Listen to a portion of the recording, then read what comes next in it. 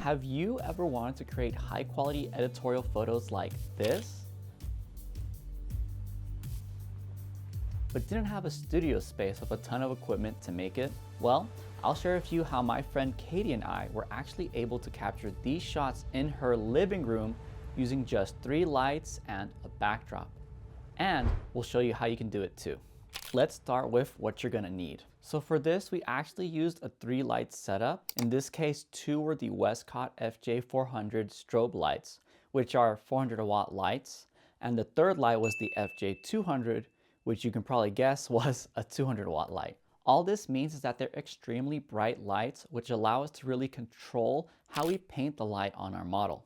And we simply used different attachments on them, which included a round softbox, the rectangular softbox with the Ed Crate attachment to help control the light, and a snoot, and the optical spot by Lindsay Adler. Next, we had 2 paper backdrops. One was a lighter set for the pink shots, and one was a dark green for the later shots in the photo shoot. Unfortunately for us, we had 2 sizes. One is a 10-foot wide backdrop and the other was a 4 feet wide one. The 4 feet wide one can work if you're doing single subjects like we did in this case.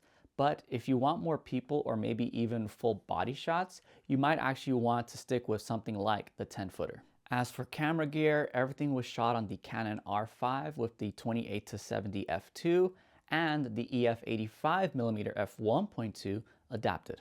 But of course, any camera works, and my only real advice here is that since you're going to be working in such a tight space, you probably would want to be around 35 to 50 millimeters so that you can make sure you're hiding the room and only capturing the subject within the backdrop. Now, I know what you're thinking. This is all really expensive gear, but really you can do the same exact thing with much cheaper equipment. Godox actually sells this 200 watt kit that you can get for the cost of just one of these Westcott lights that we used. As for backdrops, if you get the 4-foot ones, they're a lot cheaper. And then the stands for them are also relatively cheap because they're just little plastic things that you need to prop up paper. All right, now let's actually talk capturing the shots. So I'm gonna go over the camera settings here first. And when you're gonna be doing this sort of editorial portrait style, you really have a few questions that you want to ask yourself first. The first one being, how much of the image do you want in focus? You'll see in these photos, we actually wanted to capture the model in focus as well as the light shape behind her. So for these shots, we actually had an aperture of around f5 to f5.6 versus when we went later and wanted a softer, shallower depth of field where only the model's eyes and face are really in focus, we went down to an f2. With those f5 shots though, we did have to slow down the shutter speed to let more light in.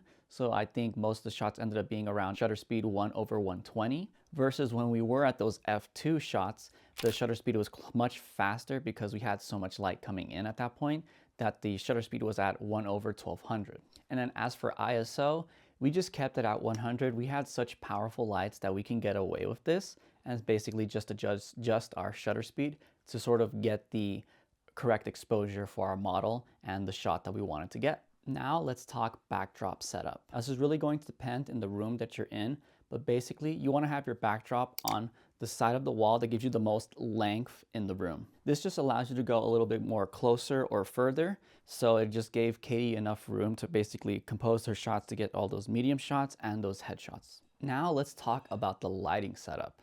So pretty much one of the FJ400 was acting as our key light, and it either had one of 2 attachments. Either it had this softbox attachment to give that sort of soft, even lighting upon our model, or we had that spotlight attachment from Miss Adler that allowed us to create different shapes, like the ones you saw with the heart, the leaves, and I think it was even the window. Then the second FJ400 was actually going to be behind the model to be one of her edge lights.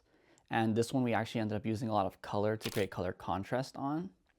And then finally, we had the FJ200 on the opposite side of the model as another sort of edge light because we wanted to sort of fill her from both sides to really give her a 3-dimensional pop from the backdrop.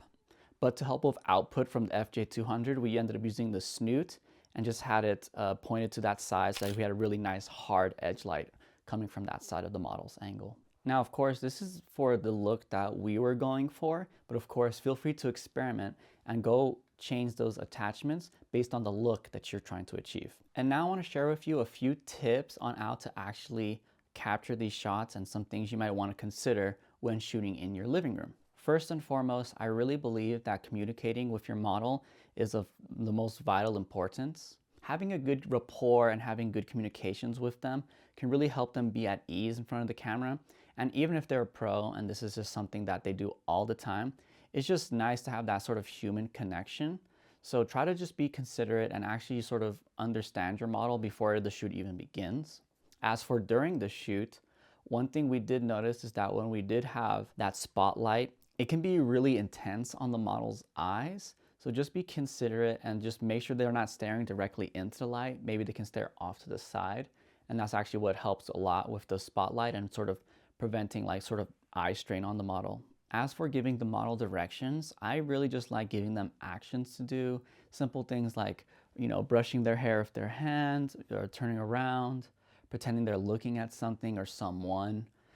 Katie honestly does a great job at this and sort of creating the the space for the model to essentially sort of act natural and do what is natural to them. A big part of that is also just being able to communicate and give, I would say, positive feedback. You really want to just be like, I don't know, gassing up your model in this case. Just want to make it as fun and lighthearted as possible, because I have always found that when the models feel most comfortable, the photos look the best. Might just be my preference for candids and things like that, but I think it turned out really well, and you can be the judge for the photos that we have ourselves. And then in terms of achieving looks, it's really simply about adjusting lighting and camera settings. For those dramatic spotlight shots where we wanted a lot of the image in focus, we really had to crank the lights up to their highest intensity almost. I believe the spotlight was at like intensity 9, which is a 1 through 10 scale, by the way. While the edge lights that we had during those shots were closer to 3 or 5, which is just like 30 or 50% power. That allowed us to get that harsh shape on the backdrop while still having some decent fill from the sides coming from the edge lights. Whereas later on in the shoot, when we did switch the spotlight into the softbox, pretty much all the lights ended up being around 3 to 5, so they didn't have to be at their max intensity, and simply we would adjust the shutter speed and aperture depending on the look we were going for. And look, I really encourage you guys to just experiment with the different lighting setups and these settings that we're sort of talking about. These were the settings and lighting intensities that we had to achieve the looks that we got in these photos.